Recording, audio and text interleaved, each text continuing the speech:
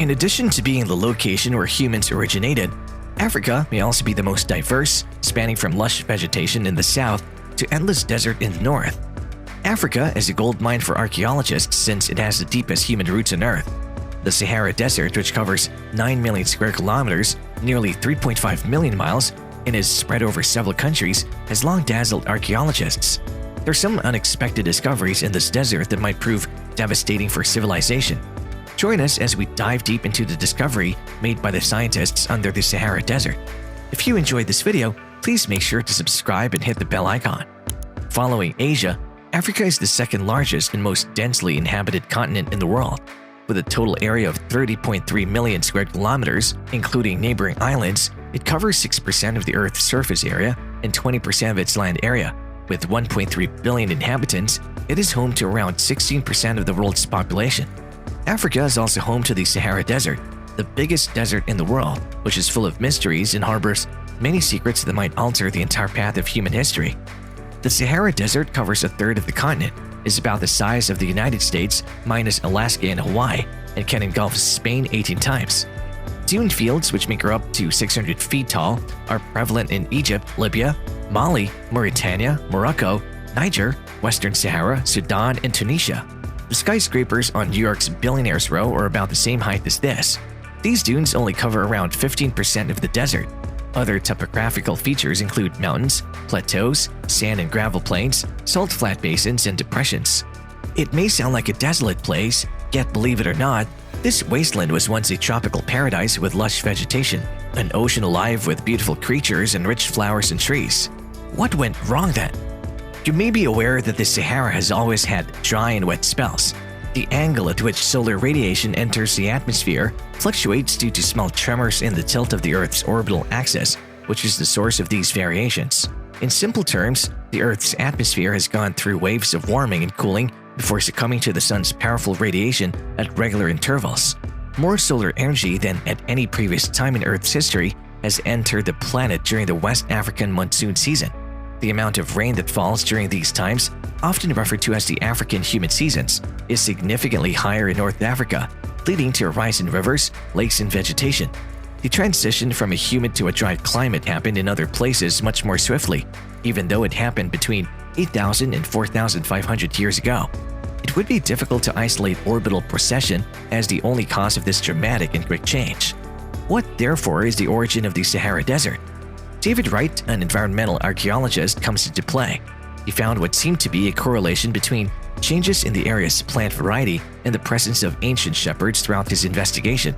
It appeared as though people, their goats, and their calves have jumped over the grassland, leaving a path of desert and bushes in their wake.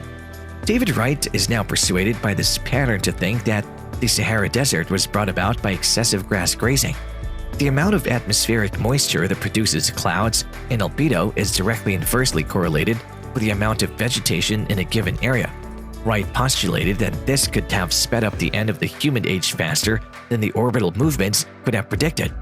These nomadic nomads may have also used fires to manage their land. The desert would have expanded more quickly as a result of this.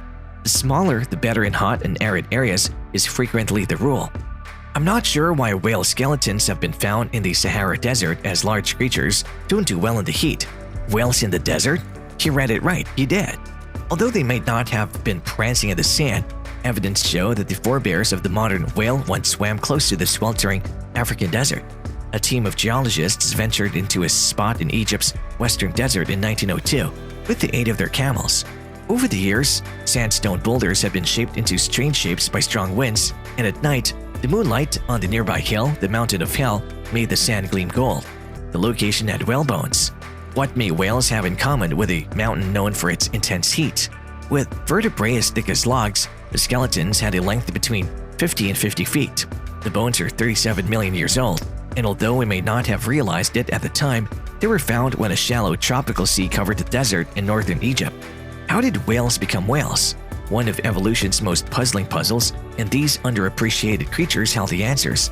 Long-held beliefs among scientists have been that other aquatic creatures, including whales, are descendants of terrestrial animals that moved to the ocean over millions of years. The whale is the most extreme example of what evolution may produce. The alteration yet seems to be far too great and spectacular to be reasonable. Their arms and legs vanished, but where? Why did they grow to be so big? In line of the investigation follows another. First and foremost, the modern whale serves as evidence of whale evolution. There isn't much proof of the change from point A to point B in the fossil record, yet even current whales have vestiges in their hind limbs. That is until hundreds of whale fossils were uncovered by paleontologists in Wadi al-Hitan, popularly known as the Whale Valley. They found knees as well as legs among the bones. Even though more footed whales have been found after their discovery, none have been as numerous or well preserved as those at Wadi al-Hitan. Fossils discovered in the valley depicted the Oscillasaurus, a giant with an almost eel-like shape, and the Dorudon, a smaller but more powerful creature. Of the two, the Dorudon was the one that was most similar to a modern whale. In contrast to modern whales, which have teeth that resemble pegs, the Dorudon had enormous pointed teeth. According to paleontologists, the whale's land-loving ancestors were formerly scavengers living close to the ocean 55 million years ago, such as deer or pigs. They probably started spending more time in the water, consuming dead fish close to the shore, pursuing food in the shallows, and then going deeper. Some of them evolved traits that made water hunting easier as they went along. They become larger throughout time, their backbones and rib cages expanding as they were no longer required to support their entire body weight at sea. The strangest part of it all is that whale skeletons have been found in the desert before. More than 75 whale fossils have been found in the Atacama Desert in Chile. Nevertheless, there's disagreement among specialists about how they got there. The following findings found in the Sahara Desert may tempt you to pack your bags and head there to see it for yourself. Everyone has probably heard about Atlantis, the fabled sunken city. It's true what you read. This mysterious long-lost city is connected to the discovery that follows. One of the earliest and most advanced civilizations in human history, the empire disappeared from the surface of the planet, leaving no traces behind. However, the existence of Atlantis has long been a topic of debate among scientists. The long-lost empire may finally have been discovered, though, thanks to a discovery. Plato, one of the greatest thinkers in history, must be included while talking about the beginnings of Atlantis. The Timaeus and the Critias, two dialogues by Plato that were first published about 360 BC, served as the first descriptions of the story.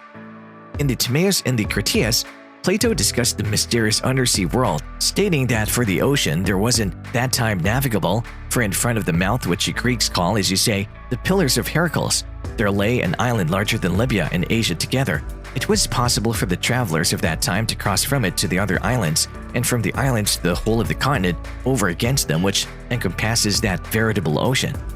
Returning to the present, the narrative starts with the Sahara Desert's Eye of the Sahara, sometimes referred to the Richat structure or Guelber Richat. It encompasses a 40-kilometer section of the Mauritania Desert and resembles a massive bullseye. It was once believed to be an impact crater, but further studies showed that the whole structure was composed of earth. This suggests that the formation was either created naturally or artificially.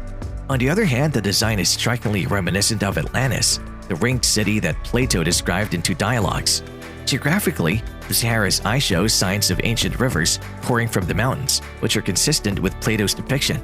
If you're wondering what happened to the city, it's stated that after one night of bad luck, the entire city submerged beneath the seas. Scientific research indicates that the Earth endured significant climatic shifts approximately 11,500 years ago, which led to what looks to be a tsunami's after effects that no one alive now has ever seen.